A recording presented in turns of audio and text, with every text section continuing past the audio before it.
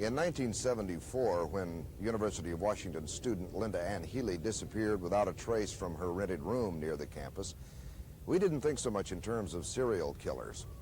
And it wasn't readily apparent that there was any connection between other young women who continued to disappear until some striking resemblances were noticed. All of them were college age, all had long hair parted in the middle, and they were disappearing with disturbing regularity. And none of us knew much about a law student, Ted Bundy, except to say that he made a little news spying on the opposition for the campaign of gubernatorial candidate Dan Evans. In this atmosphere that we find ourselves in, it's hard for me to believe that what I did is newsworthy. And my part in the campaign was so insignificant, I'm embarrassed that I should be getting this publicity from it, really. Then on a warm and bright July day when sunbathers were thick at Lake Sammamish State Park, two women disappeared, Janice Ott and Denise Nasland. I remember walking these grounds at the time. But something was new, the name Ted, a handsome young man with his arm in a sling who had been asking young women to help him load a sailboat from a tan Volkswagen. After the name Ted was printed and broadcast, there were no more disappearances here. Wanted Hanson and one Victor one. A TED task force had been organized by law enforcement. Among the 3,000 or so names of potential suspects they had was the name Ted Bundy. But Bundy was gone to Utah, and women disappeared there too. Meantime, human remains had been found here, first near Lake Sammamish, later off Highway 18 near North Bend. The TED team combed the woods. Most of the bones are quite chewed, so... A young detective, Robert Kettle, began the lead work that would make him one of the top serial murder experts in the country. Today, he still waits to close the files. Well, they said that... Denise Nasland's mother, Eleanor Rose, would learn the awful truth about her daughter that would lead to serious health problems for her. The worst that we feared is true. Task Force Captain Nick Mackey would suffer a serious heart attack that would sideline him, stress-related.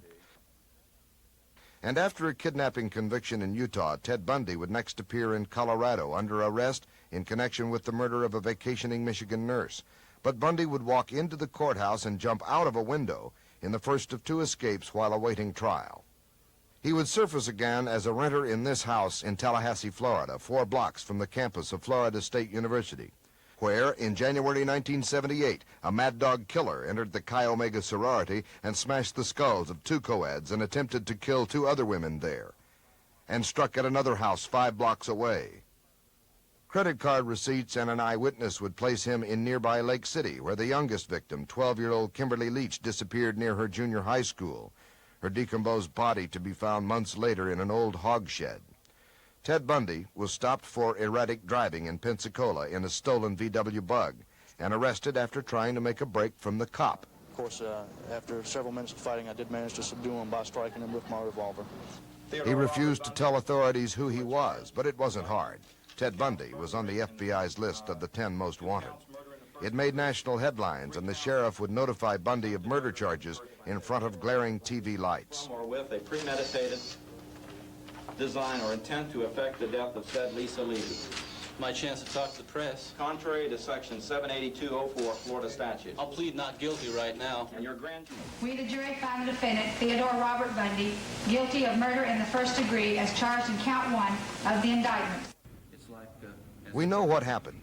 Bundy, insisting on playing lawyer, was found guilty of the Chi Omega murders and sentenced to death in the electric chair.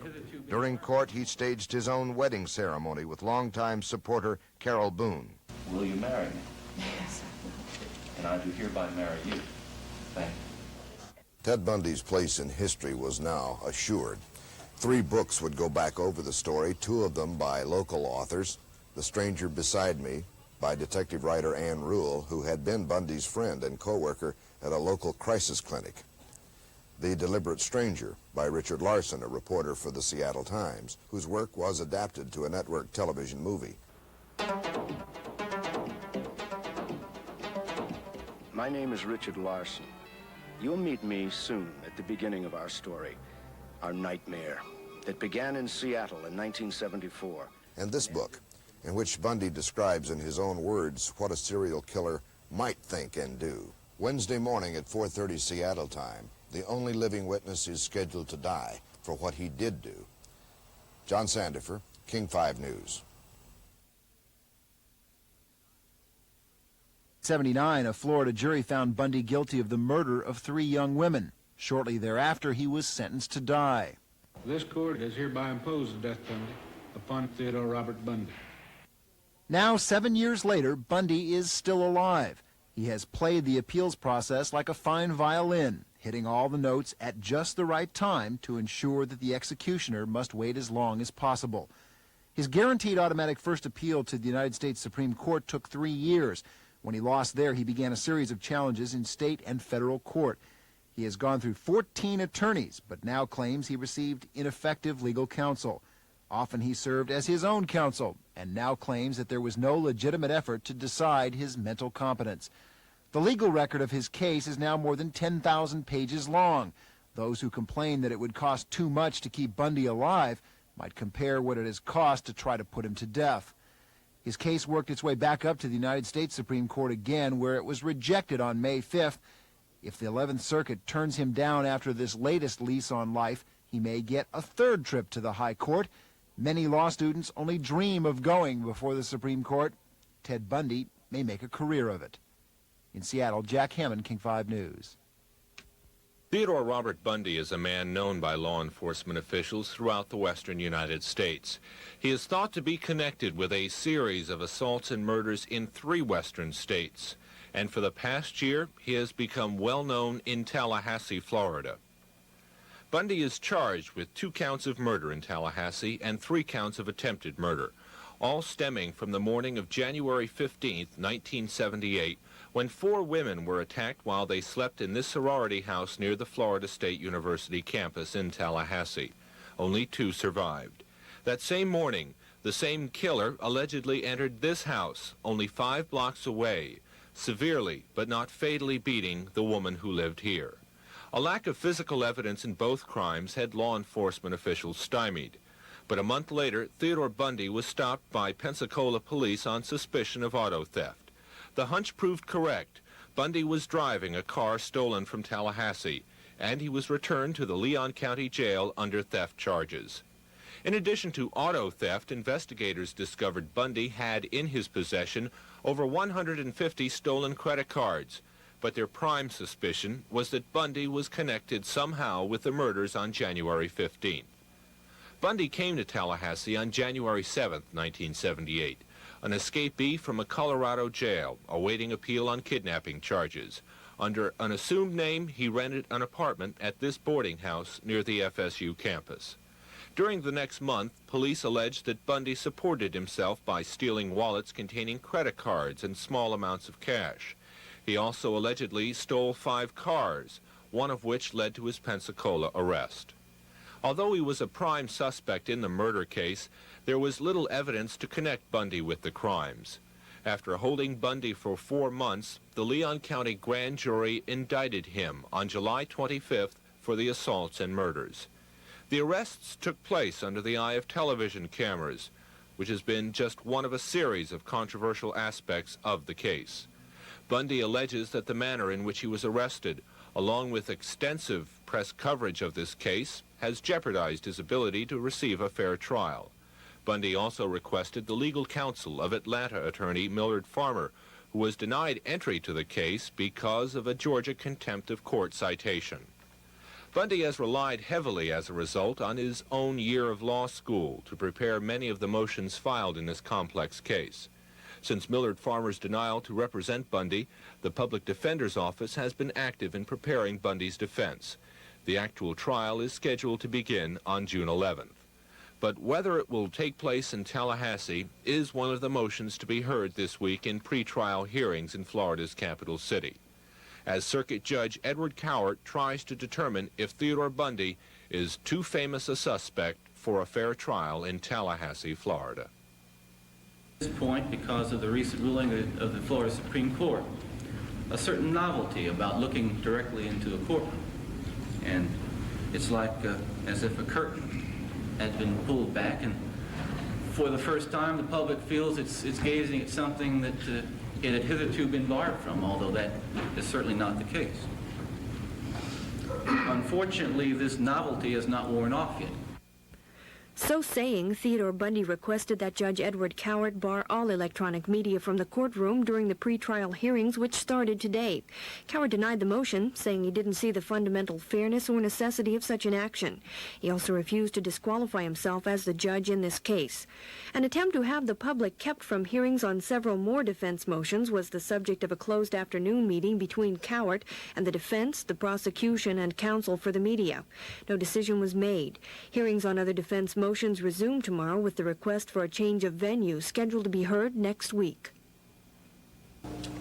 Theodore Robert Bundy, you are charged, indictment, 2 counts burglary and 2 counts murder in the first degree, 3 counts attempted murder in the first degree. Theodore Robert Bundy on the 15th day of January 1978 in Leon County, Florida, did then and there unlawfully kill a human being, to wit, Margaret Bowman, by strangling and or beating her. Theodore Robert Bundy on the 15th day of January 1978 in Leon County, Florida, did then and there unlawfully kill a human being, to wit, Lisa Levy, by strangling and or beating her, and said killing was perpetrated by said Theodore Robert Bundy from or with a premeditated design or intent to effect the death of said Lisa Levy.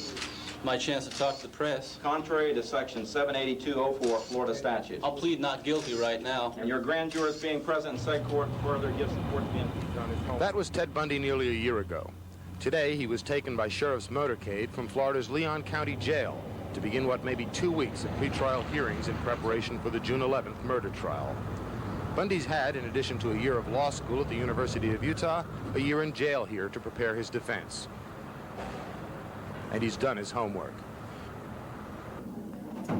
Today, dressed more like an attorney than a defendant and carrying an armload of legal papers, he began arguing that case before Judge Edward Cowart. First, the defense requested that Cowart disqualify himself. The judge refused. Then Bundy rose himself to argue. He no longer spoke like the Ted Bundy of a year ago, who constantly demanded access to the media. Today, he asked that cameras and microphones be barred from the courtroom. I have trouble articulating to the court constant, what you might call it, the omnipresent distractions, considering how we're going to conduct these hearings in front of the eye of the camera. How do we dress? How do we talk? Do I talk? Whether I wear a gray suit or a blue suit.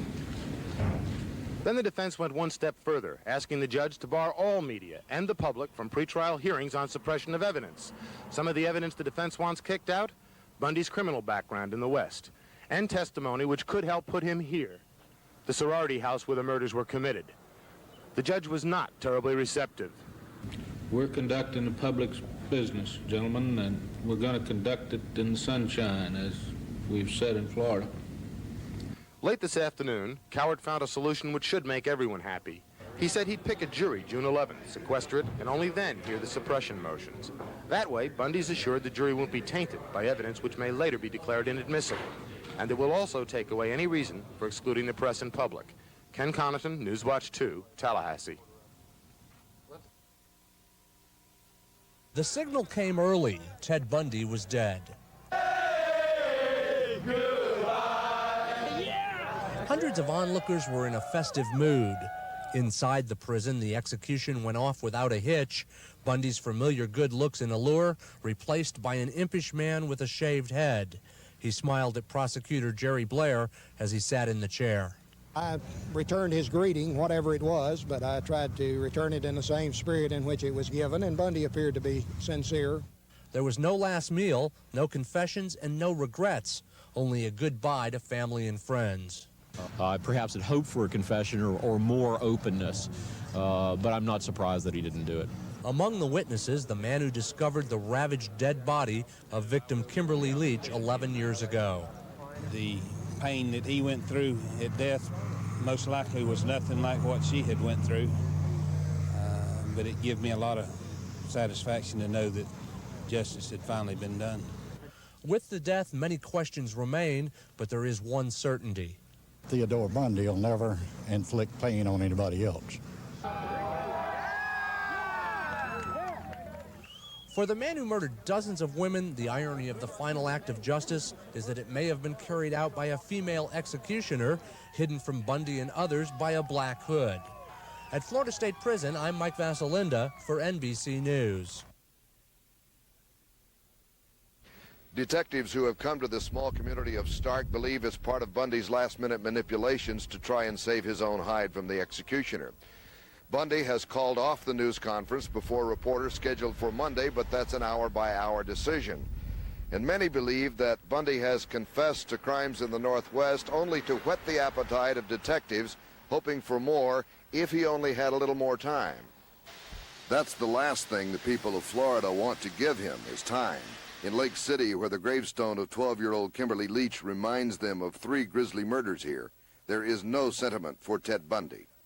There's got to come to an end. It's got to be finished sooner or later. I mean, it's been 10 years. The majority of the people here in Lake City would like to go ahead and see him,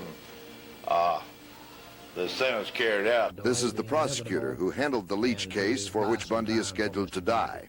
Mr. Bundy's been on death row for between 9 and 10 years. He's had ample opportunity to tell law enforcement authorities what they needed to hear. He has not availed himself of that opportunity, and I think his attempt to do it at this point in time is nothing more than a cynical attempt to frustrate the carrying out of the lawful sentence here and to buy some time for him. In Jacksonville, radio stations are playing a Bundy medley, which includes the song "Come On Baby Light My Fire," and elsewhere there have been demonstrations against any delay in the execution. Meantime, at the prison, Bundy has admitted 5 more murders to a Colorado detective, 2 to an Idaho detective, in addition to the 11 mentioned in Washington, and has kept a Utah investigator cooling his heels, waiting to ask Bundy some more questions. It's in the Salt Lake City area. We have 5 cases, 2 of which are confirmed homicides, and 3 young girls that were missing during the time period 1974 and 1975. And here in Stark, where there is a northwest-like rain and windstorm brewing, it's really been a day of rest. And except for increasing numbers of reporters drifting into town for Tuesday's execution, you really wouldn't know anything out of the ordinary was happening. In Stark, John Sandifer, King 5 News. The weather here in Stark, Florida has been cold, rainy, and windy, very much like a northwest winter of the type Ted Bundy would be familiar with. 2 years ago, when we were here for an execution that didn't happen, these reader boards called for his death. This year, they are conspicuously absent, and the mood in the town is very somber. But if the sentiment is not apparent in Stark, it is elsewhere, mostly in Lake City, where a gravestone reminds residents of the murder of a 12-year-old schoolgirl who would have been 23 this year. That long wait for the killer to pay is why prosecutors and public want no further delays. They want Bundy to die. Bundy has raised every issue, it seems to me, that he could have raised, that he should have raised, or that he ever could raise. At the Florida State Prison, behind closed doors and high security, Ted Bundy is desperately trying to save himself by talking to detectives and offering even more information if he can be allowed the time. Florida won't give it to him. And Bundy is being cagey. He has told some detectives of murders in Washington, Colorado, and 2 previously unknown crimes in Idaho, but he has left at least 1 detective hanging. Bundy's attorney telephoned me at approximately 11 o'clock last night and indicated that Mr. Bundy had a change of heart and did not wish to talk to me today. Seattle Detective Robert Keppel, who heard a tearful Ted tell of 11 Washington state murders, is staying close to the prison death row just in case there is more. In Stark, Florida, John Sandifer, King 5 News. In Stark, Florida, John Sandifer for NBC News. In Stark, Florida, John Sandifer for News Center 7. In Stark, Florida, John Sandifer for News 8. Ted Bundy's last day at the prison broke bright and sunny. He had been moved to within 30 feet of the execution chamber. Scores of reporters from all over the nation heard how his final hours and minutes will go during a briefing in which they also spelled out who some of his final visitors will be. I can tell you that right at this time, Dr. Dorothy Lewis, a psychiatrist, and some of the attorneys are meeting with Bundy. Mention of a psychiatrist fueled speculation whether a diagnosis that Bundy is now insane will force the governor to delay the execution while Bundy is examined by a psychiatric panel. But one knowledgeable reporter says the chances of this psychiatrist doing that are almost nil. Dorothy Lewis is one of the most respected psychiatrists in her field, which is criminal. She studies the psychiatry of death row inmates. She's a Yale professor. She's nationally known, and I think she has too large a reputation at stake to come in and say something that you didn't really believe. The issue of Bundy's mental state was paramount. Speculation that Bundy would claim he is now insane was fueled by announcement of his first visitors today. I can tell you that right at this time, Dr. Dorothy Lewis, a psychiatrist, and some of the attorneys are meeting with Bundy. That will continue probably through the noon hour today. Under Florida law, a claim that Bundy is now insane would set off a mandatory psychiatric review that could delay the execution. But many think that is very unlikely due to the standards for insanity under the law. They would have to claim that Ted Bundy doesn't know where he is, he doesn't know what's going to happen to him tomorrow morning, and he doesn't know why it's going to happen. Given the confessions that he's been giving, the obvious fear that he has of what's coming up, I don't see how they could make that claim. Seattle detective Robert Keppel, who is among the investigators who received murder confessions from Bundy, does not believe mental illness is his problem. No, not at all. Not according to the law, he's not. But not earlier. As early as 3 a.m., it was building to a celebration as hundreds came to witness whatever could be seen of the execution. Their contempt was for Bundy, but also for the system. What would you think if he got a last-minute stay? Very angry and very upset with our judicial system. I think that the judicial system in our society has been made a fool of enough. With the breaking of a pink dawn, Ted Bundy was led 30 feet into the death chamber and without great fanfare put to death. A reporter waved from outside death row to confirm that fact. Bundy's last words had been about his family and friends. Some witnesses didn't think that was enough. I think most of us in the room were disappointed that he didn't come clean. He didn't say more about why. I mean, that's still unanswered. He went to his grave and no one really knows why. His only words were to his attorney, and that was to give my love to my family and my friends. Beyond that, he said nothing. Dr. Dobson had told reporters Bundy blamed pornography as the triggering mechanism to his violence. He was very anxious to point out to me, and he wanted to say to everybody, that pornography did not cause him to do the things that he did. He said, I accept the full responsibility for it. But he did say that that was the fuel for his fantasies that led him to do these horrible things. I can't. Tom, they're just sort of going to go with this until we get the word, if we get it. I don't know how much window they've got, Fred. We may run out of window before we get word of this. We should know something by then. 7:25 for a second. Where will we get away?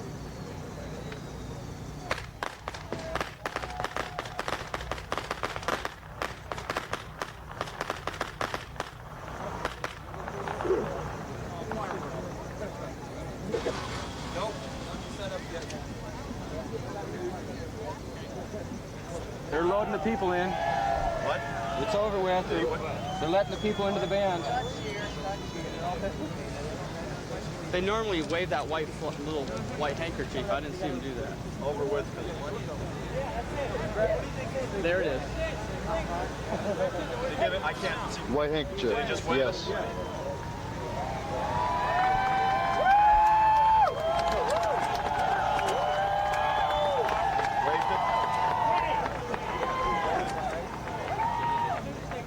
Yes. Yes.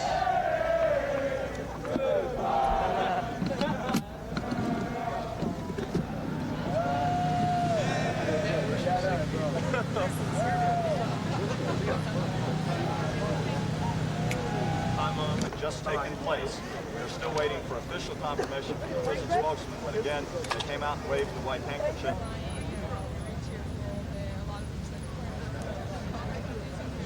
John, that's it from here. Theodore Robert Bundy executed at or near 7 a.m. this morning. I'm going to go see if my hand's getting it, all right? All right. Hey! Can you roll tape now? Hand me that microphone.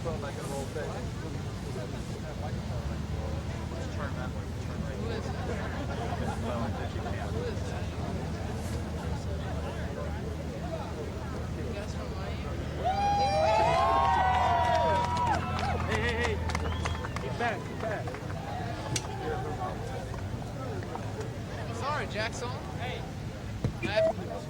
Mackey, I'm the state representative from the 12th District. Mackey, M-A-C-K-E-Y. First name? Randy. Can you talk real loud, please, sir? I'm the elected state representative in the 12th District, which is Columbia County. It includes Columbia County, which the least girl was from Columbia County. I witnessed the death this morning. The state constitution has been upheld. I think anyone who's elected in the state of Florida should stand for the death penalty. Could you tell us what happened? Yes, I can. What would you like to know of what happened? He said give his love to his friends and his family. He made eye contact with all the people sitting there who were witnesses. He acknowledged the state attorney, the people who had dealt with him previously. As a matter of fact, he even spoke to them. He made eye contact and spoke to them. What did he say? What did he say? Just hello. What Just was hello. this mean? What did he do? He was calm, but he was visibly shaken. It was obvious that the man had some remorse about what happened. How was that manifested? What you see?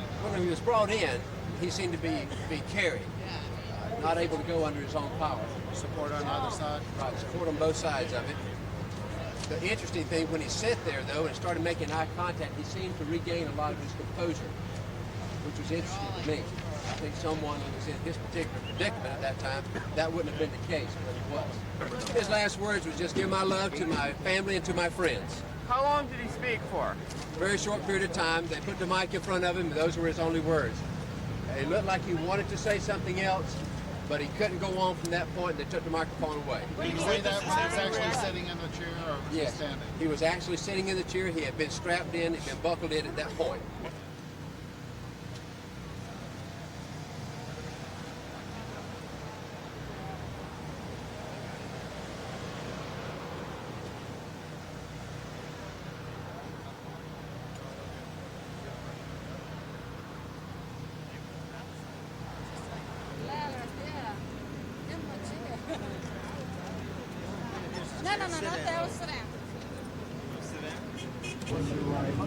Okay, don't run off.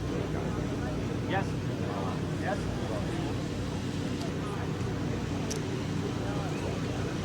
See if you get the book. Have they got it?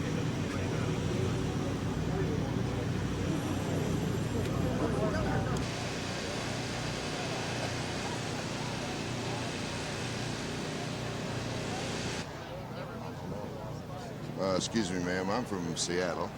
Why are you out here today? I don't know. Talk to someone. There's a lot of people out here. Talk to them. Let me talk to this young man. Yeah, talk to him. We're trying to get it on TV right here. We want to watch it, see if we get any news. Because there's all these people out here who won't tell us nothing. They just asking us dumb questions. Well, but did you come out here because you care one way or another whether this goes ahead? Oh, I care, yeah. Yeah, I wanted to go. Yeah, definitely. Where are you from? From Lottie. How about you, sir? Why are you out here this morning? I'm out here to see justice done. Think it's about time? I think it's about time. I think that the judicial system in our society has been made a fool of enough. Thank you for your time. Appreciate Thank it. you, sir. Hello, Bob.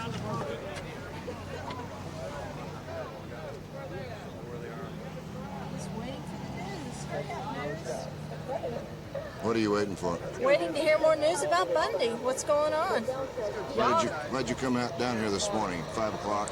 I got here at 3:30. I had to be here. Why? I was up in Tallahassee going to FSU during the Chi Omega murders, and You feel pretty strongly about this, yes, very strongly. What would you think if he got a last-minute stay? Very angry and very upset with our judicial system, but sometimes that's the way it works. We might riot.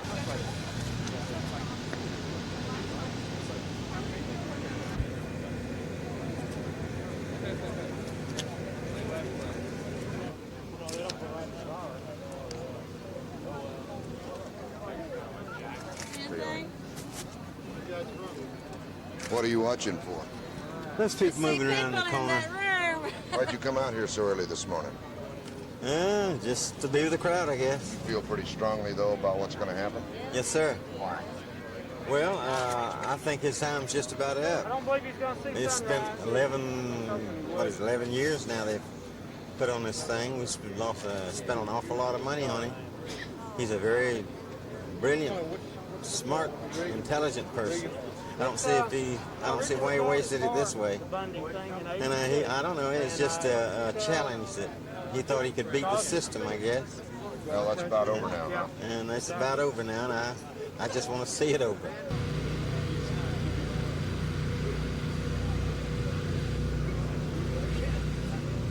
Yeah. And over this way.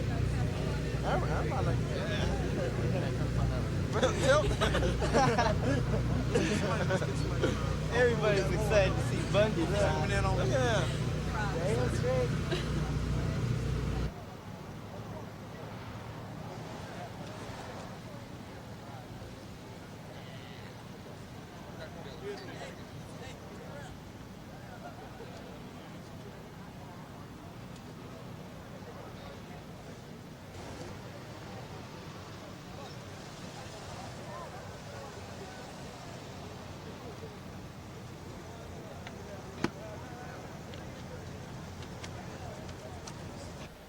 Many hours before dawn, Floridians had come to the state prison to display their contempt for Ted Bundy and for the judicial system that didn't seem to be able to put him away. I think that the judicial system in our society has been made a fool of enough. But as the sun rose on a day Ted Bundy would never see, an army of media reporters and technicians realized all chances for another delay had ended, and their attention slowly focused on the death chamber across the way. A designated witness waved when the deed had been done, and cheers went up from the crowd. He said give his love to his friends and his family. He made eye contact with all the people sitting there who were witnesses. He acknowledged the state attorney, the people who had dealt with him previously. As a matter of fact, he even spoke to them. He made eye contact and spoke to them. 5 hours after he died, Ted Bundy was back on videotape this time. His last interview before dying, explaining how pornography had triggered his downfall. The crowd of onlookers swelled into the hundreds. Some came by 3 in the morning to make sure they would see what little there was to see. There were signs and costumes and other reminders that these people favor the death penalty, especially for Ted Bundy. But their contempt was also for the system. I think that the judicial system in our society has been made a fool of enough. I think his time's just about up. It's spent 11 years now they've put on this thing. We spent an awful lot of money on him. What would you think if he got a last-minute stay? Very angry and very upset with our judicial system. As the breaking dawn cast an almost surrealistic glow on the windows of the death chamber, Ted Bundy was led in and, after rapid formalities, executed in front of 24 witnesses. One reporter was designated to wave to hundreds of others across the way when the execution had been accomplished. One of those inside was Mike Vasilinda, a reporter from Tallahassee, where 2 Florida State co-eds had been slain. This was a Ted Bundy who was resigned to the fact that he was going to die. There was nothing he could do but sit in that chair. And after an apparent initial fright, he became that cocky guy. He sat down, made eye contact, looked around the room, nodded, even smiled at the man that prosecuted him.